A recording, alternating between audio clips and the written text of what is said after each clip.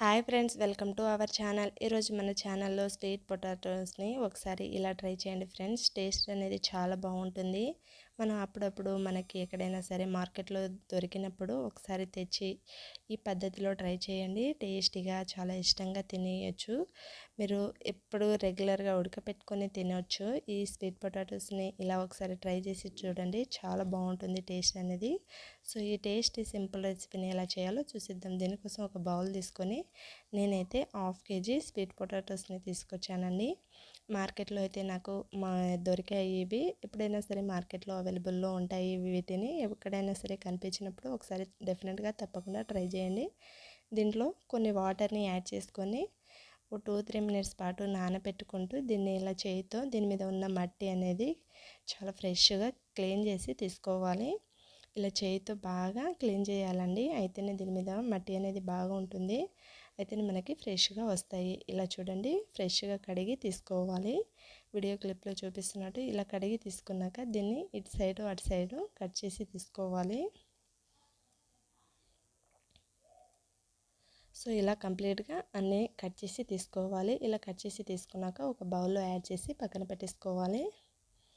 ఇలా కంప్లీట్గా ఒక బౌల్లో పెట్టేసుకొని దీనికోసం ఒక కుక్కర్ని తీసుకొని దీంట్లో కొంచెం బెల్లాన్ని తీసుకుంటున్నాను. సుమారుగా 50-60 గ్రాముల వరకు బెల్లాన్ని తీసుకోండి.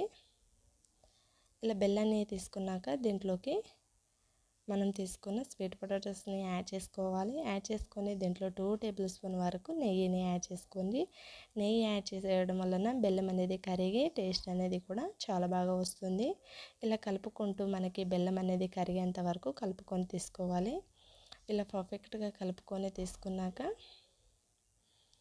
దీని మీద మూత పెట్టి 1 విజిల్ వచ్చేంత వరకు కుక్ చేసుకోవాలి. 2 విజిల్స్ అనేది రానివ్వకూడదండి, ఎందుకంటే మనం వాటర్ అనేది యాడ్ చేయలేదు కదా. సో ఇలా స్టవ్ ఆఫ్ చేసుకొని మనకి ఉడికింది కదా, పర్ఫెక్ట్గా కుక్ అయిపోతాయి. వీటిని ఒక ప్లేట్ తీసుకొని ఇలా చేయితో తీస్తే బెల్లం అనేది చేయికి అంటుకుంటుందండి. సో ఇలా తీసి పెట్టుకోండి. చేయితో అనేది ముట్టుకోకండి. కావాలంటే ఒక గంటెతోనా లేక దేనితోనైనా సరే తీసి యాడ్ చేసుకోండి. సో ఇలా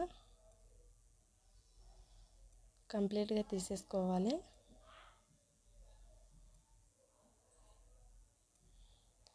ఇలా కంప్లీట్గా తీసేసుకొని దీనికి ఉన్న పొట్టు అనేది చాలా ఈజీగా వచ్చేస్తుంది. ఇది బెల్లంతో కుక్ అయింది కదా, ఇది అంటుకోకుండా చేయికి కూడా అంటుకోకుండా చాలా ఈజీగా ఫ్రెష్గా వచ్చేస్తుంది. సో ఇలా కంప్లీట్గా పొట్టు అనేది తీసుకోవాలి. పొట్టు అనేది ఇలా కంప్లీట్గా క్లీన్గా చేసుకున్నాక దీనికి మనకు కావాల్సిన షేప్లో కట్ చేసుకొని తినేయడమే చాలా ఈజీగా. ఒకసారి ఇలా కొత్తగా టేస్టీగా తినాలి అనిపిస్తే ఒకసారి మీకు ఎలాంటి మార్కెట్లో అవైలబుల్లో దొరికినా సరే ఇలా ట్రై చేయండి ఫ్రెండ్స్, చాలా బాగా వస్తుంది.